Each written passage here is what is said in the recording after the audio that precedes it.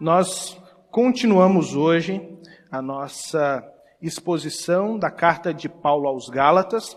O tema dessa série de mensagens é Voltando ao Evangelho, Descomplicando a Fé. Na semana passada nós demos uma pausa e ouvimos aqui o pastor Erasmo falando um pouquinho a respeito dos desafios no sertão. Mas hoje nós queremos relembrar um pouco daquilo que nós já conversamos sobre a intenção de Paulo ao escrever esta carta. Nós precisamos nos lembrar que a região da Galácia era uma região ampla. Ela era dividida entre duas Galácias e ali haviam pelo menos 4 igrejas: Icônio, Derbe, Listra e Antioquia da Psídia.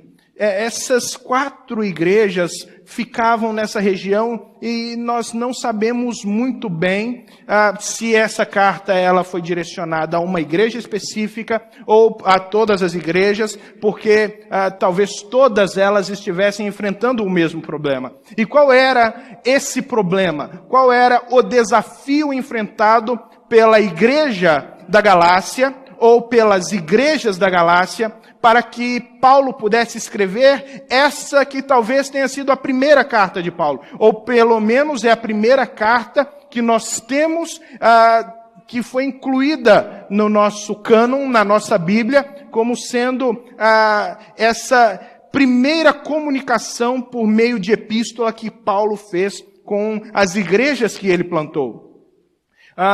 Paulo tem uma intenção: tratar algumas mentiras, alguns enganos, alguns engodos que estavam sendo pregados na igreja da Galácia. Paulo pregou, Paulo evangelizou, Paulo doutrinou, Paulo pregou Cristo, Paulo expôs a cruz de Cristo para que aqueles irmãos pudessem ter a sua fé solidificada. Portanto, passou o tempo, algumas outras pessoas começaram a também fazer parte daquela igreja e trouxeram algumas doutrinas um pouco diferentes daquilo que Paulo havia ensinado no princípio. E as diferenças podem não parecer tão gritantes, podem não parecer tão perniciosas, mas Paulo, quando ele percebe a diferença daquilo que ele havia exposto para os irmãos e aquilo que estava sendo ensinado na igreja, ele fica perplexo.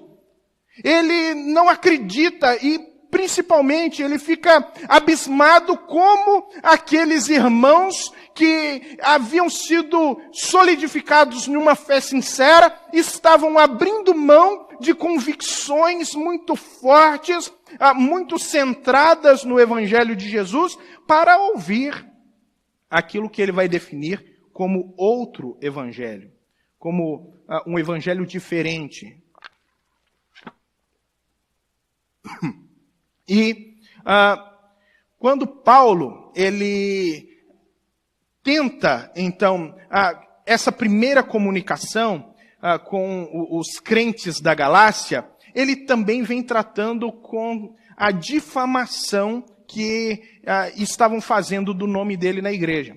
Em primeiro lugar, estavam dizendo que Paulo não era um apóstolo, ou pelo menos não um apóstolo na classe dos demais apóstolos.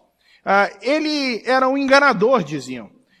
Ele não havia sido chamado por Jesus como os outros apóstolos. E Paulo era acusado de facilitar demais a fé, abrir demais a porta do reino de Deus. E à medida que Paulo pregava, eles diziam que Paulo era um tipo de liberal. E que os crentes da Galácia precisavam deixar os ensinamentos de Paulo e se voltar aos ensinamentos desses homens que ficaram conhecidos como os judaizantes. Esses judaizantes eram judeus que começaram a crer em Jesus e que acreditavam em Jesus como Messias. Eles criam que Jesus era o Messias de Israel. Eles acreditavam no nascimento virginal de Jesus. eles acreditavam na vida de santidade de Jesus, eles acreditaram nos milagres de Jesus, eles acreditavam na crucificação de Jesus e na sua morte expiatória, eles acreditavam também na ressurreição de Jesus e acreditavam na glorificação de Jesus. Eles acreditavam naquilo que nós podemos dizer, basicamente, que é a base de fé e doutrina da igreja, que os apóstolos estavam colocando como a pedra fundamental. Porém, a diferença é que eles anunciavam isso, mas diziam: vocês também precisam praticar as obras da lei. Vocês precisam praticar aquilo que foi colocado como regra, regulamento para o povo de Israel no Antigo Testamento. Então vocês precisam guardar o sábado, vocês precisam guardar alguns dias sagrados, vocês precisam também se circuncidar, ou seja, todo homem que nascer na família ao 8º dia precisa ser circuncidado como símbolo da aliança com Deus. Mas eles também diziam: olha, vocês precisam se abster de alguns alimentos para poderem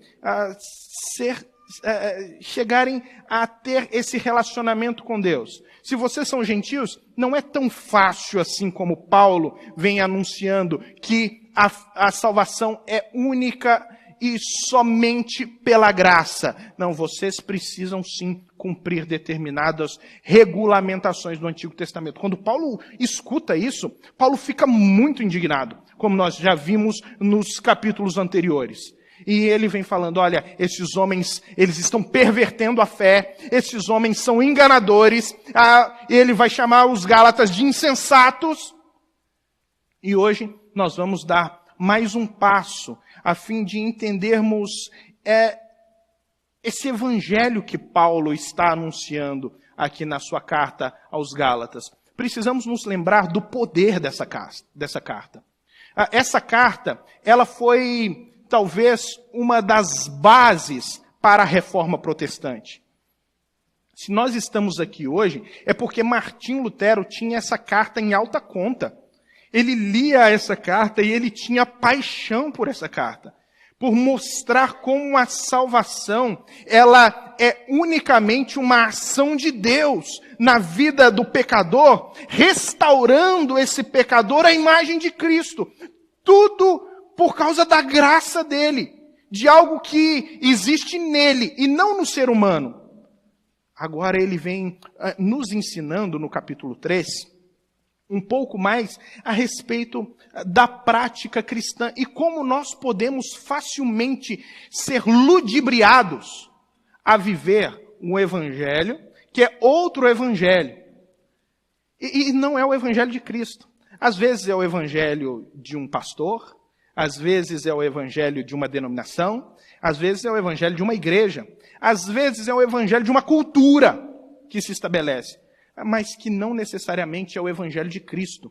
E era isso que esses irmãos agora estavam enfrentando, e é isso que Paulo vai tratar mais uma vez no capítulo 3, e nós vamos tirar ensinamentos sobre como nós podemos, às vezes, também cair no mesmo engano desses irmãos da igreja da Galácia, e como talvez nós não tenhamos registro na história da igreja de um tempo como o nosso, onde surgem tantos falsos mestres, tantas falsas doutrinas, tantos outros evangelhos, diferentes do evangelho de Cristo, e como a igreja nunca talvez esteve tão ludibriada, esteve tão distante do evangelho do Senhor Jesus. Abra comigo, por favor, a carta de Paulo aos Gálatas, o capítulo 3.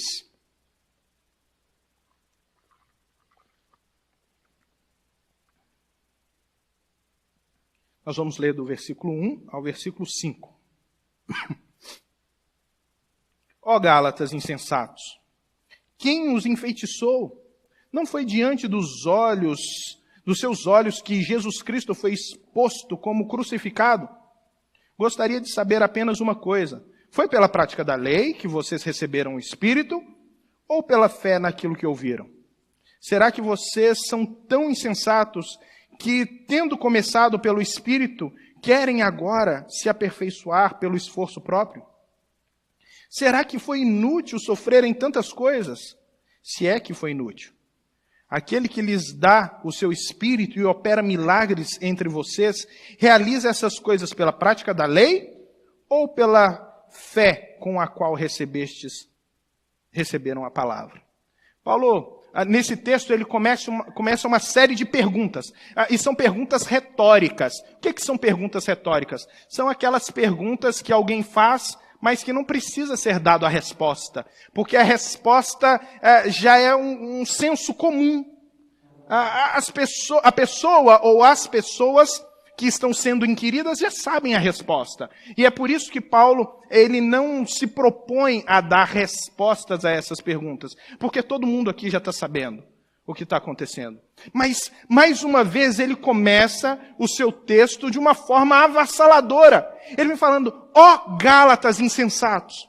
Irmãos, isso demonstra o profundo sentimento de Paulo.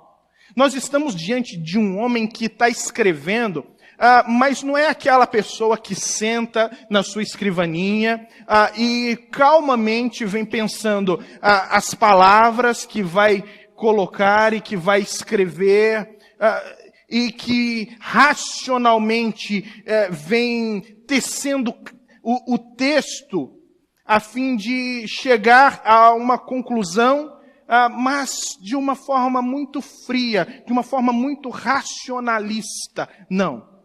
Não é esse o Paulo. Paulo aqui, ele está tomado de sentimento.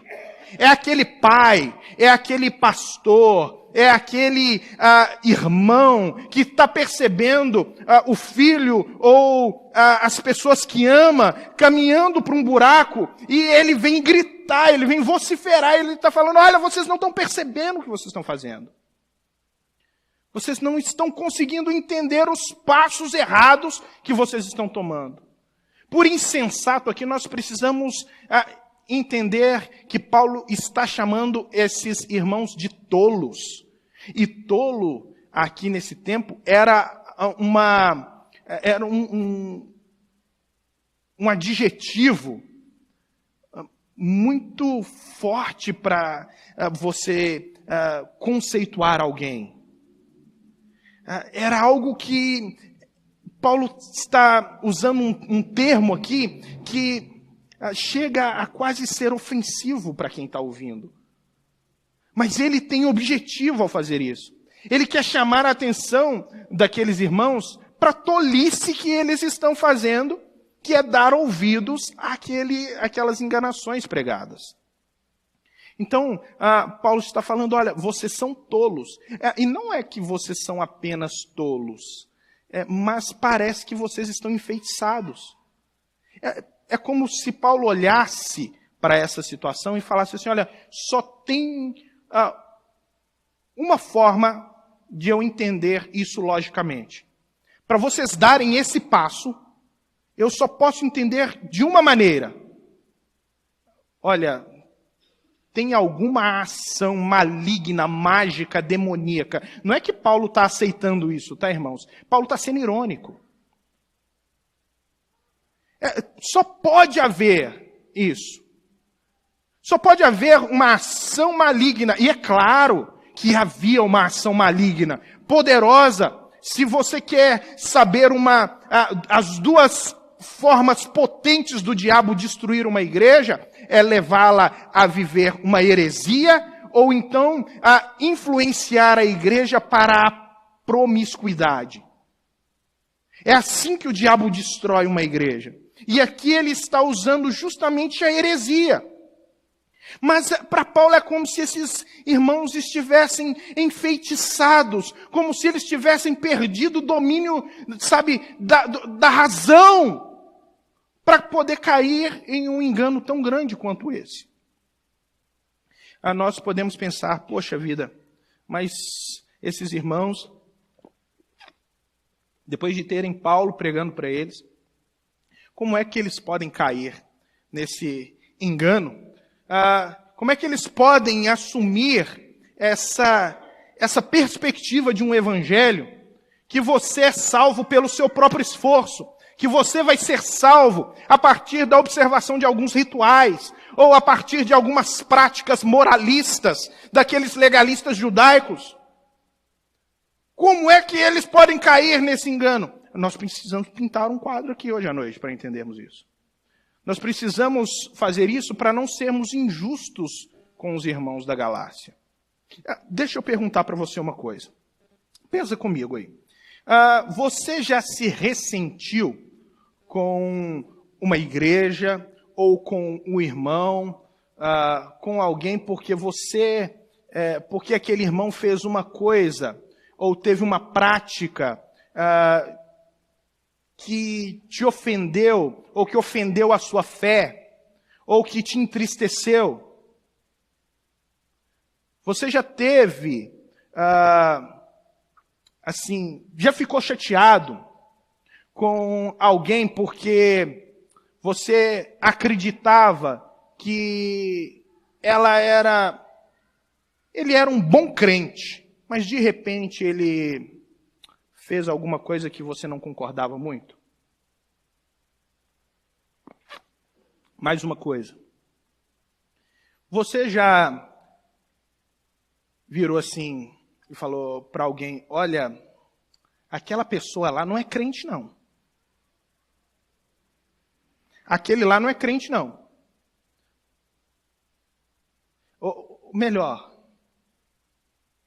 você já virou para alguém e falou assim: você tem que agir dessa maneira.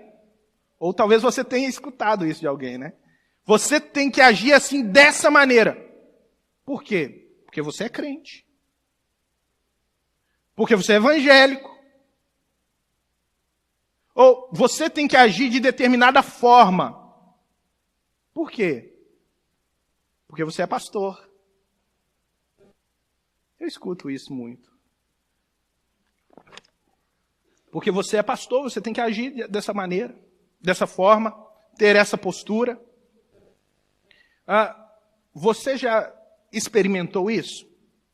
Você já experimentou ser taxado de alguma coisa ou ser cobrado de alguma coisa simplesmente por carregar um título ou por carregar uma confissão religiosa?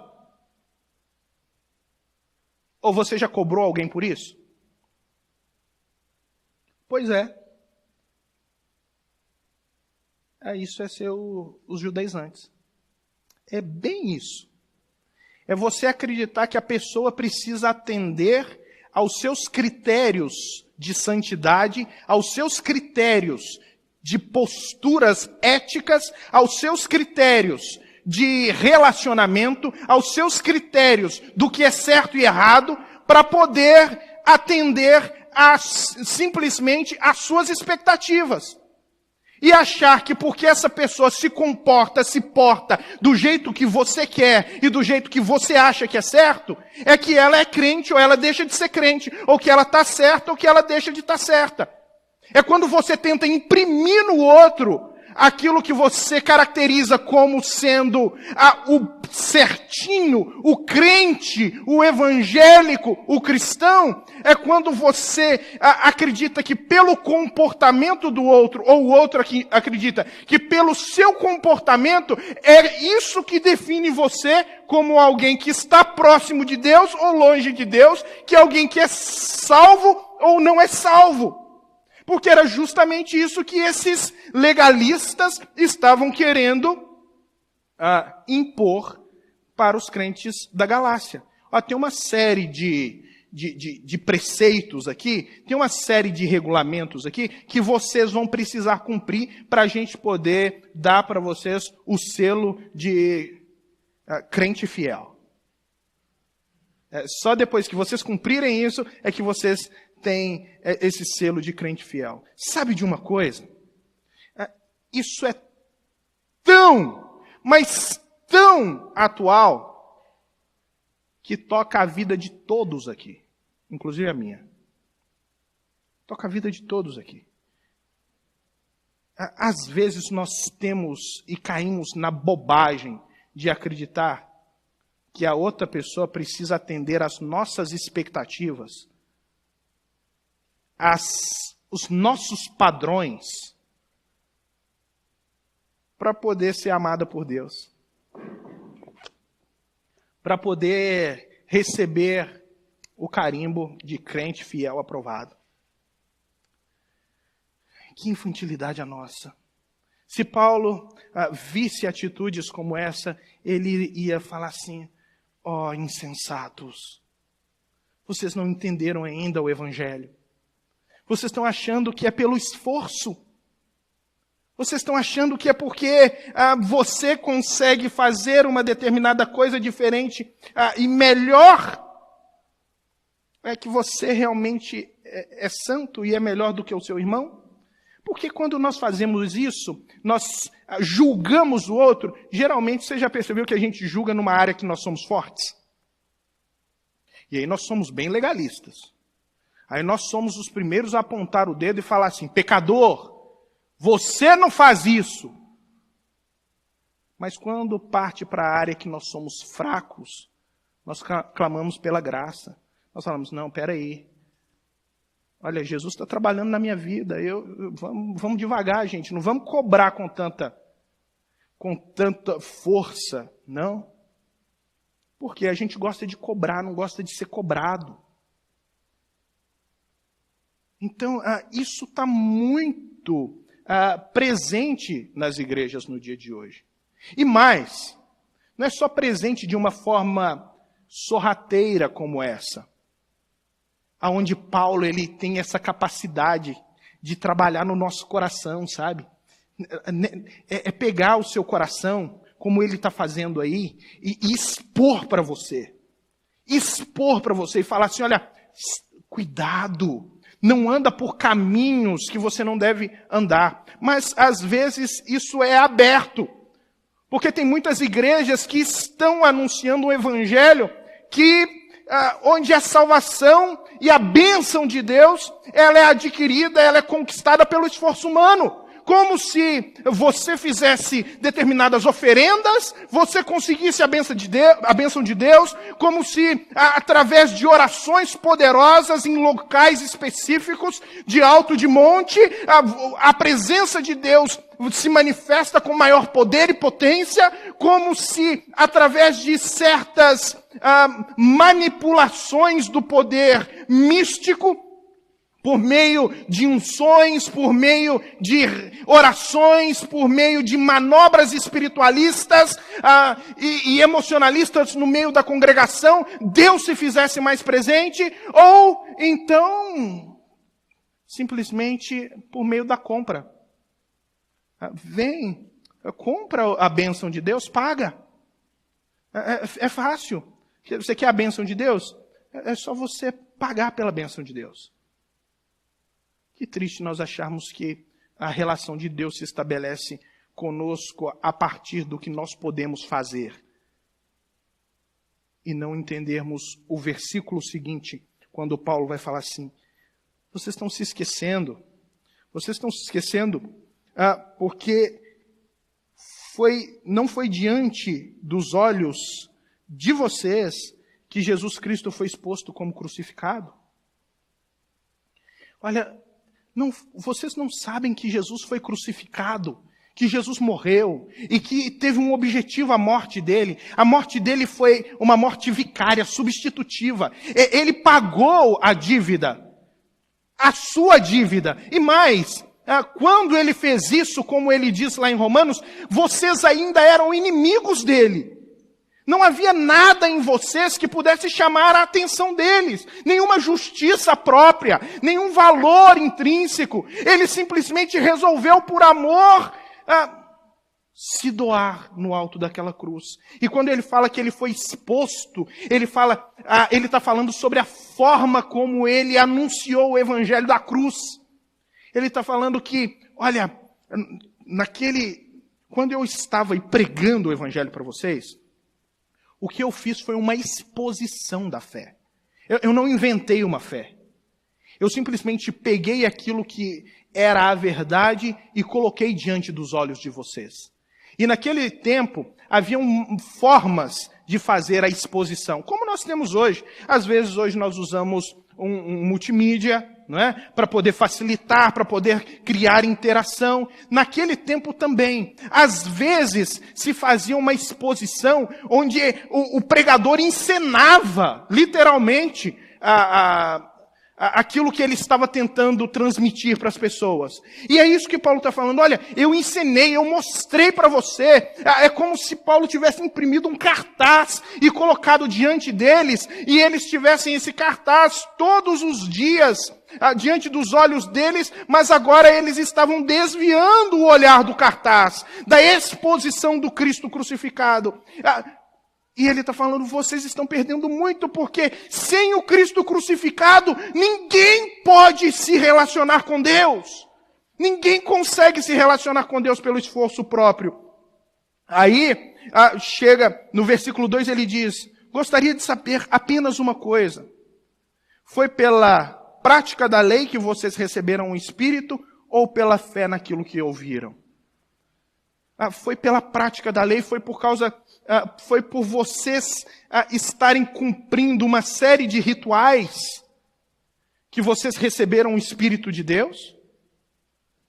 Porque na compreensão de Paulo, todo cristão, ele é cheio do Espírito de Deus.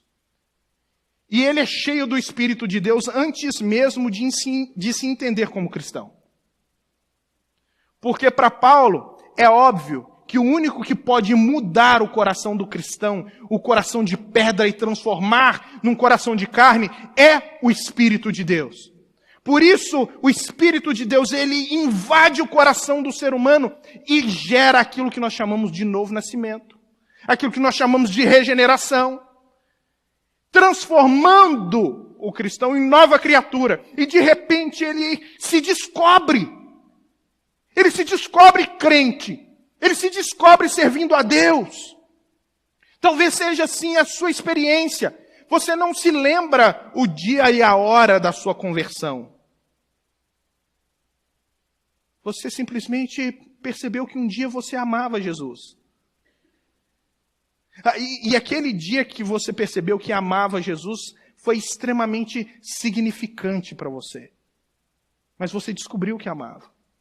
Você descobriu que ele fazia parte da sua vida. E é justamente isso que Paulo está falando. Vocês não podem perder isso de vista. Porque não é porque vocês praticam uma série de rituais que Deus ama vocês. Sabe, não é porque vocês têm o nome arrolado no hall de membros da Igreja Evangélica Livre Esperança. Não é porque vocês participam toda semana. Não é porque você toca no louvor ou que você prega. Não. Não tem nada a ver com isso. Foi uma decisão soberana de um Deus soberano que resolveu soberanamente amar pecadores. E resgatar pecadores. Mas para isso ele precisou morrer no alto daquela cruz. Foi por isso que você recebeu o Espírito. É o anúncio dessa mensagem que faz com que as pessoas recebam o Espírito. E elas sejam cheias desse Espírito. E possam aprender a viver nesse Espírito. A serem conduzidas por esse Espírito. Aí Paulo continua falando, será que vocês são tão insensatos que, tendo começado pelo Espírito, querem agora se aperfeiçoar pelo esforço próprio? Vocês foram convertidos um dia pelo Espírito de Deus.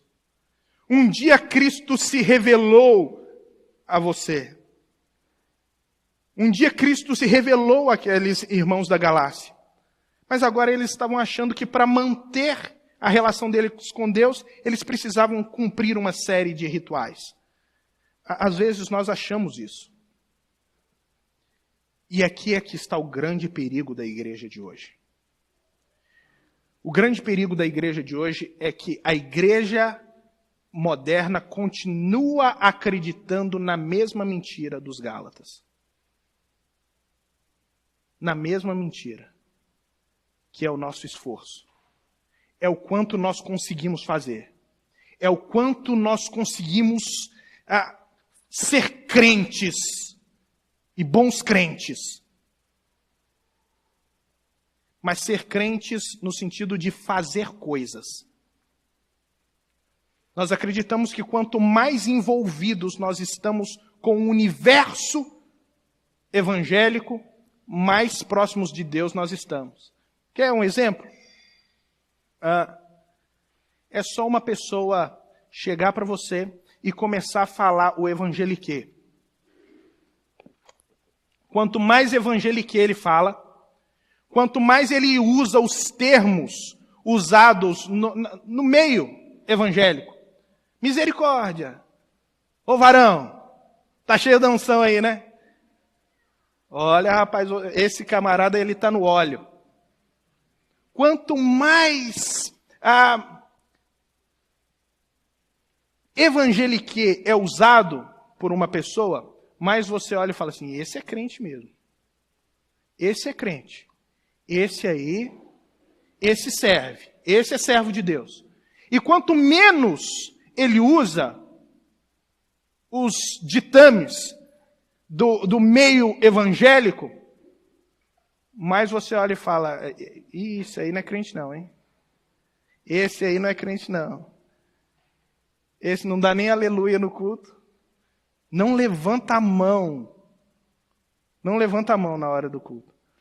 O pessoal do louvor fala, vamos levantar a mão. Ele fica com a mão abaixada. Está desviado. Né? É por quê? Porque nós começamos a acreditar que são as nossas expressões, a maneira comportamental que nós temos no dia a dia é que atribui a cada um de nós a profundidade do nosso relacionamento com Deus. Que pena perceber isso na igreja. Vocês começaram no Espírito, vocês foram convertidos pelo Espírito e estão acabando na carne. Estão acabando achando que é pelo esforço.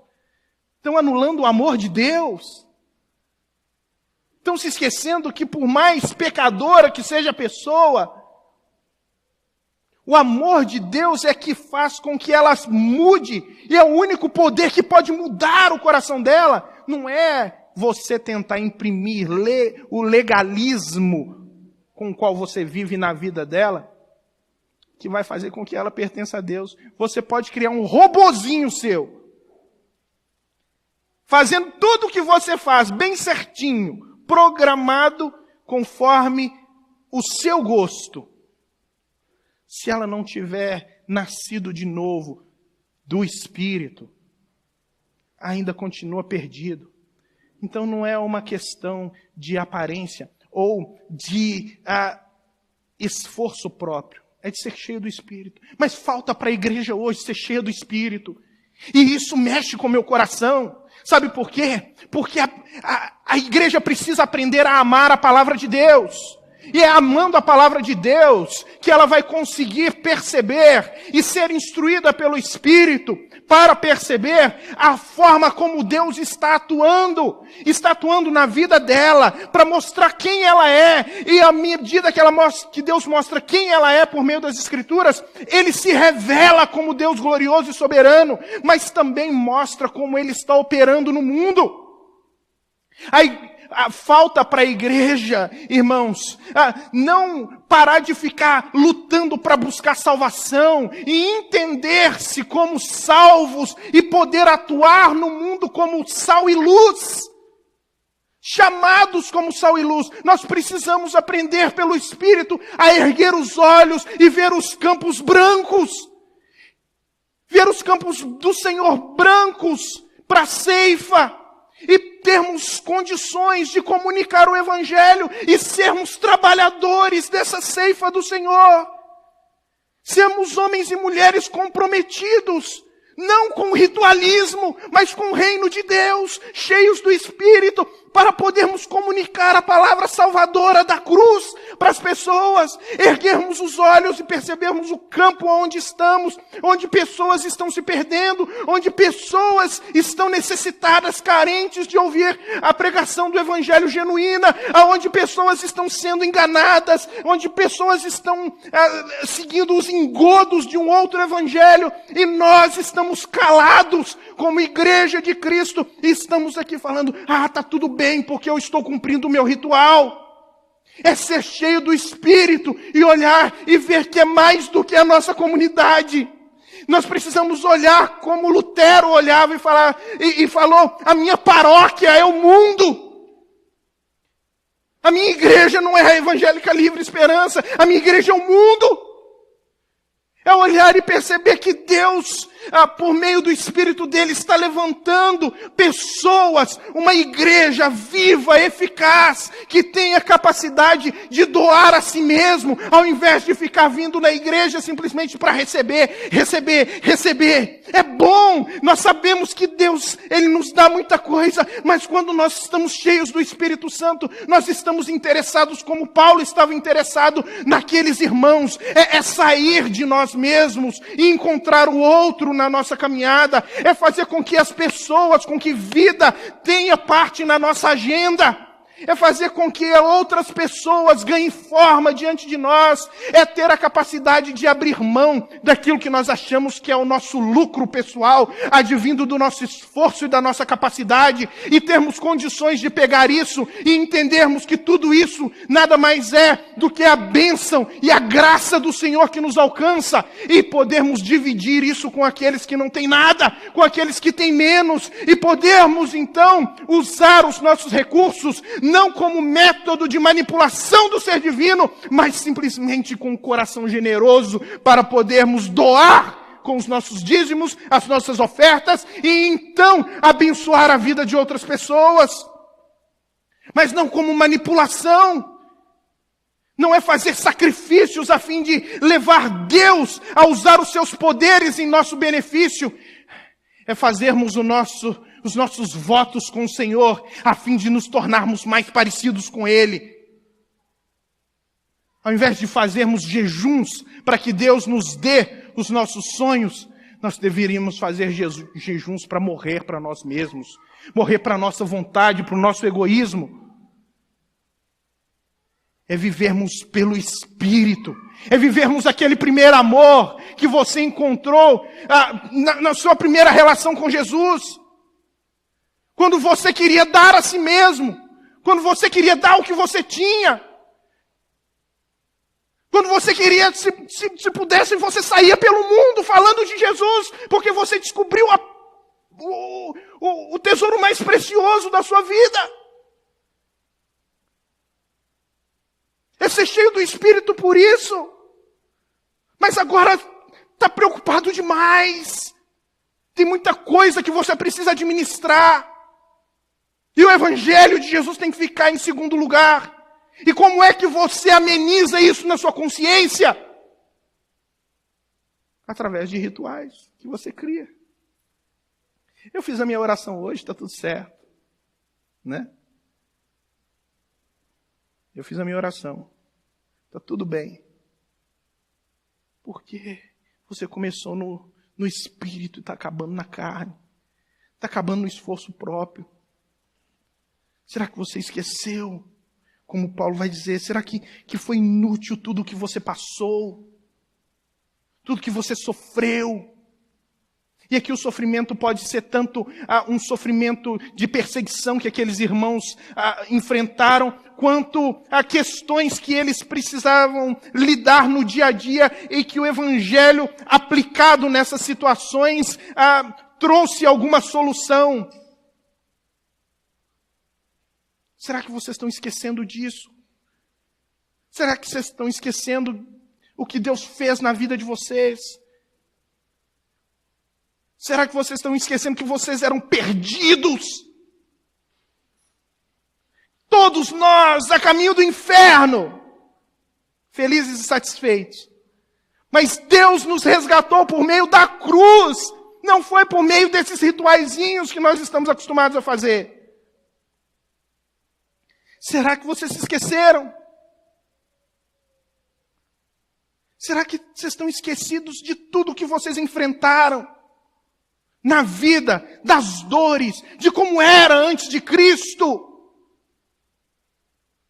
Será que tudo que Cristo fez na vida de vocês foi inútil? Essas são as perguntas de Paulo. Não são minhas. São as perguntas de Paulo no texto. Quão atuais elas são? Quão poderosas elas são? A ponto de mexer com o mais íntimo do nosso coração. E de nos mostrar e revelar que nós estamos muito próximos de viver um outro evangelho, talvez. Que nós estamos muito próximos de viver esse legalismo que Paulo está enfrentando. Que nós estamos muito próximos de abandonar o evangelho de Cristo. Nós não podemos ser insensatos, tolos. Nós não podemos viver enfeitiçados pelas pompas da moda evangelical de hoje. Porque está tudo muito fácil. Tudo muito fácil. Basta se colocar um título gospel no final, que tudo vira de crente, cristão. Um monte de música os crentes cantando, que não tem nada de Deus, mas só porque é gospel, está todo mundo cantando. Mas não tem nada de Deus. Mas nós somos legalistas demais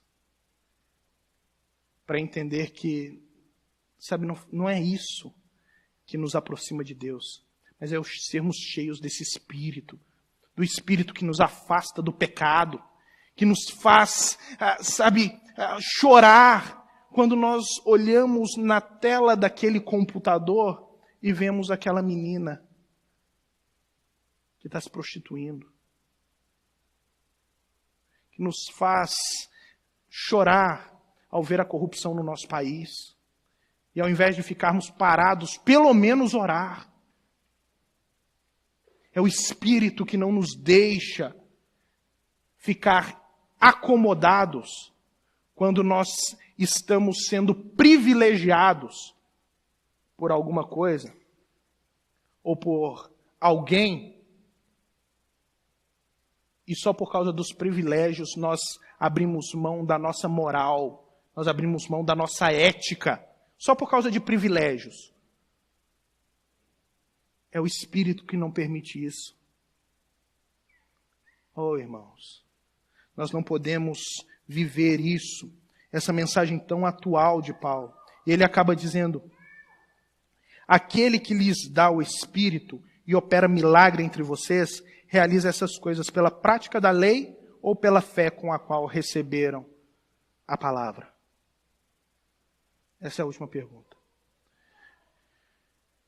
Os irmãos da Galácia enfrentaram uma ação de Deus poderosa, onde Deus os encheu do Espírito, onde Deus converteu o coração deles e Deus fazia milagres no meio da igreja. E à medida que Paulo pregava, Deus fazia milagres na vida da igreja. E ele está falando, foi por meio dessas práticas religiosas que vocês estão vivendo hoje que isso aconteceu? Ou foi pela pregação que vocês ouviram? Isso também serve para nós hoje. Deixa eu falar para vocês. Sabe essa religiosidade que talvez você está vivendo? Vamos falar a verdade. Só entre nós. Essa frieza, o comodismo, o amor que já se esfriou. É essa coisa aí. Irmãos, vamos falar aqui, como Paulo está falando no texto. Essas coisas, elas vêm pela prática da lei ou pela fé com a qual receberam a palavra? essa frieza. Quanto mais nós acharmos que, pelo esforço nosso, da nossa religiosidade, nós vamos estar perto de Deus, mais frustrados nós vamos estar. Mas deixa eu lembrar vocês alguns milagres. Eu poderia citar muitos milagres. Mas deixa eu citar alguns milagres. O primeiro e o mais grandioso de todos é você que crê hoje em Cristo e tem uma vida transformada pelo poder dele. E que era um pecador condenado ao inferno, mas hoje é filho de Deus, salvo, e está caminhando para o reino dele, e está tendo o seu caráter conformado com o caráter de Cristo. Esse é o maior milagre, e eu posso falar, todos aqui que entregaram a sua vida a Cristo experimentaram isso. Irmãos, que milagre. Isso veio pela religiosidade ou pela fé naquilo que vocês ouviram? A família de vocês, a sua família que talvez tenha sofrido tanto, tenha sido por tanto tempo solapada por situações tão difíceis, mas que você foi fortalecido, você foi transformado e juntamente a sua família foi transformada. E esse milagre foi pelo quê? E o milagre que você presenciou de ter a pessoa que você ama sendo transformada por Cristo, para os casais aqui presentes. Onde fica? E os outros milagres que você viveu, que só você sabe. Aquele milagre da vida do filho, aquele milagre que você necessitava, é que você denomina como milagre e que talvez ninguém saiba. Essas coisas aconteceram pelo quê? Porque você é um religioso fiel? Ou pela fé que você teve no Evangelho de um Deus que ama você e se entregou por você no alto daquela cruz? Meus irmãos, Paulo ele trata profundamente com os irmãos da Galácia. Mas a intenção dele é trazer de volta.